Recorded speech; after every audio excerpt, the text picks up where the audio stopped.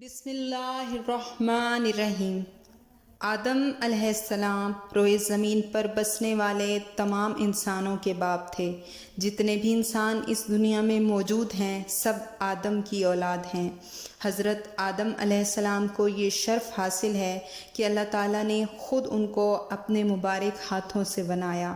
اللہ نے فرشتوں کو حکم دیا کہ زمین سے مٹی لائیں۔ کئی اقسام کی مٹی کو ملا کر حضرت آدم علیہ السلام کو بنایا گیا۔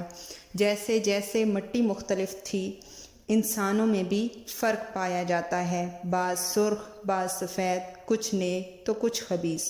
اللہ تعالیٰ نے حضرت آدم علیہ السلام کو 40 راتیں مجسمے کی صورت میں رکھا، یعنی جسم موجود تھا لیکن روح نہیں۔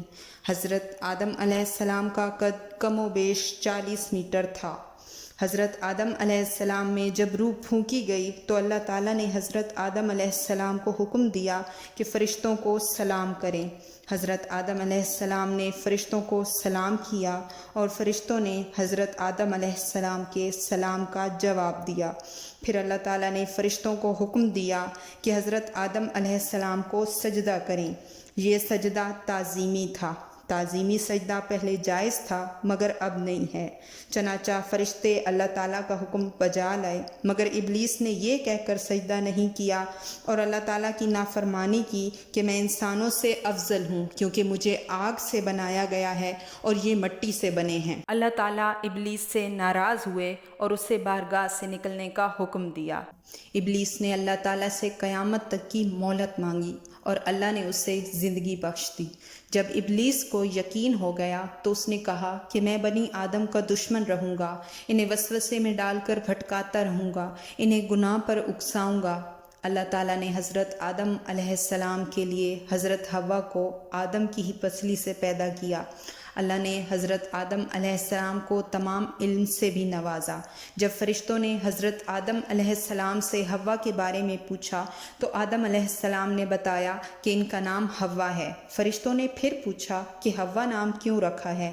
تو حضرت آدم علیہ السلام نے کہا کیونکہ یہ زندہ چیز سے پیدا ہوئی ہیں اس لیے ان کا نام حوا ہے۔ اللہ تعالیٰ کا ارشاد ہوا اور ہم نے کہا اے آدم تم اور تمہاری بیوی جنت میں رہو، پھر جس جگہ سے چاہو بافراغت کھاؤ اور اس درخت کے پاس مت جاؤ ورنہ ظالموں میں سے ہو جاؤ گے۔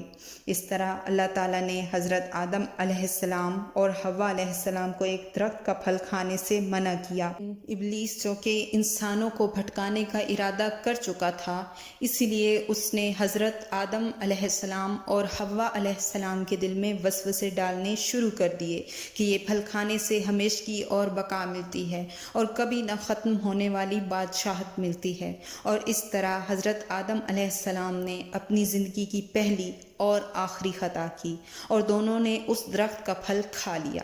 پھل کھاتے ہی لباس گر گیا اور جسم بے پردہ ہو گیا۔